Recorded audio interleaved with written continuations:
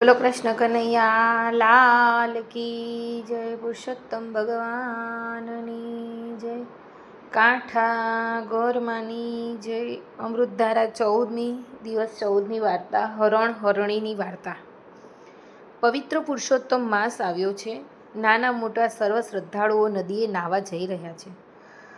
નદી પાસે ઝાડીમાં હરણ અને હરણીનું યુગલ રહે છે. એક દિવસ જાળી આગળ બેસીને કેટલીક સ્ત્રીઓ પુરુષોત્તમ માસની કથા વાર્તા વાંચી સાંભળી રહી હતી. એ વાર્તા આ હરણ અને હરણીએ પણ સાંભળી અને બંને પુરુષોત્તમ મહિનો નાહવાનો વિચાર કર્યો. પરંતુ નદી આગળ જતાં તેઓ ડર લાગતો હતો એટલે મૂંઝાણા.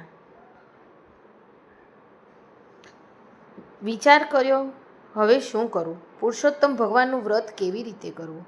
મૂંગા પ્રાણીને વ્રતની સમજણ કેમ પડે? વિચાર કરતાં એક યુક્તિ સૂજી. ઝાડી નજીક લાકડાની એક મોટી ઘાટ પડેલી હતી. ત્યાં આગળ કેટલાક ભાવિકો નાહીને આવતા હતા. ભીના વસ્ત્રો પાટ ઉપર મૂકી કપડાં બદલતા હતા. આ પાટ નીચે આવી અને હરણ અને હરણી ભરાઈ ગયા. આથી પાટ ઉપરથી મૂકેલા ભીના લુગડાનું પાણી તટવાહે તેના ઉપર ટપકવા લાગ્યું. આથી પોતે જાણે નદીમાં સ્નાન કરી રહ્યા છે તેવી કલ્પના કરી. વળી ભાવિકો ત્યાં આગળ બેસીને પુરુષોત્તમ માસની કથા વાર્તા વાંચતા હતા. તે પણ સાંભળવાનો હરણ અને હરણીને લાભ મળ્યો. કથા વાર્તા થતી હતી ત્યારે બંને કાન સરવા કરી બરાબર સાંભળતા. કથામાં હરણ અને હરણીએ સાંભળ્યું કે પુરુષોત્તમ મહિનામાં કરેલા દાનનું ફળ અધિક મળે છે. વળી બધા ભાવિકો નદીમાં સ્નાન કરી આવ્યા બાદ યથાશક્તિ દાન કરતા હતા. એટલે હરણ હરણીને પણ દાન કરવા તત્પર થયા. પરંતુ દાન કરે શેનું? એમની પાસે સોનું રૂપું કે ઝવેરાત ક્યાંથી હોય કે દાન કરે? હરણી કહે, નાથ, એક રસ્તો છે. આપણે આટલામાંથી લીલું ઘાસ તોડી લાવીએ અને ગાયને ખવડાવીએ એટલે દાનનું ફળ મળશે. ગાયને ખવડાવવાથી પણ ઘણું પુણ્ય મળે છે. તે આપણે શક્તિ એવી ભક્તિ કરીએ. હરણ આ વાત સાંભળીને ગમી. બંને દોડીને થોડું થોડું ઘાસ તોડી લાવી એક ગાયને ખવડાવવા લાગ્યા. ગાય ઘણા દિવસથી ભૂખી હતી, તેથી લીલું મસણાનું ઘાસ ખાઈ તંદુરસ્ત બની ગઈ. આવી રીતે રોજ તાજું ઘાસ ખાવા મળવાથી તેને હરણ અને હરણી ઉપર પ્રસન્નતા ઉપજી. તેને થયું કે હું પણ તેના ઉપકારનો કંઈક બદલો વાળી આપું. એક દિવસ હરણે ઘાસ તોડી લાવી ખાવા માટે મૂક્યું હતું એટલે ગાયે મનુષ્યની ભાષામાં કહ્યું, હે હરણ, તમે બધું જ અબુધ પ્રાણી થઈ પુરુષોત્તમ મહિનાનું વ્રત કરો છો તો તમને તેના ફળરૂપે માનવ અવતાર મળશે. પરંતુ એ માટે તમારે એક કામ કરવું પડશે. આ પુરુષોત્તમ માસની પૂર્ણાહુતિ થાય તે રાતના નદી આગળ આવેલા કાળા દડાના ઝાડ નીચે પુરુષોત્તમ ભગવાન પ્રગટ થશે. તે વેળાએ તમે બંને પતિ પત્ની દોરડાનો ટંપો ખાઈને મરી જવાનો પ્રયત્ન કરશો. એટલે પુરુષોત્તમ ભગવાન તમારા વ્રતના પ્રતાપથી તમારા પર પ્રસન્ન થઈ તમને પશુમાંથી માનવ બનાવી દેશે. આ સાંભળીને હરણ અને હરણી આશ્ચર્યમાં પડી ગયા.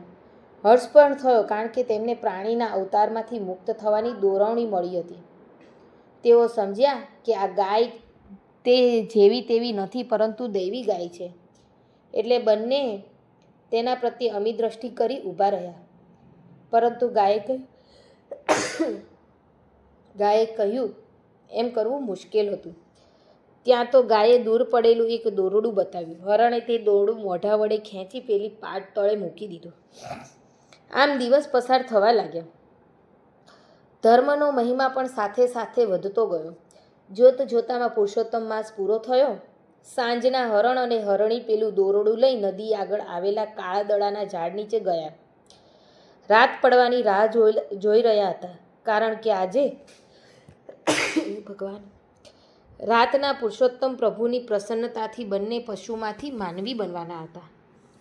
રાત પડતા પુરુષોત્તમ ભગવાન બાળ સ્વરૂપે ઝાડ ઉપર પ્રગટ થયા. થોડી વારે હરણે દોરડું ઝાડ સાથે બાંધ્યું અને દોરડાનો ગાળો કરી પોતાની ડોકમાં નાખી દીધો. બાકી વધેલા દોરડાનો ગાળો લઈ હરણીએ પણ પોતાના ગળામાં નાખી દીધો. હવે બંને કૂદાકૂદ કરે તે સહેલાઈથી ટૂંપો ખવાય તેમ હતું, પરંતુ તેમ કરવા જાય તે પહેલાં જ તેમની રમત જોઈ રહેલા પુરુષોત્તમ ભગવાન બોલ્યા, અરે રે, તમે મરવાનો પ્રયત્ન શાને કરો છો? હું તમારા પર પ્રસન્ન છું. હવે તમારે પશુમાં અવતારમાં આમ તેમ ભટકવું નહીં કહ્યું.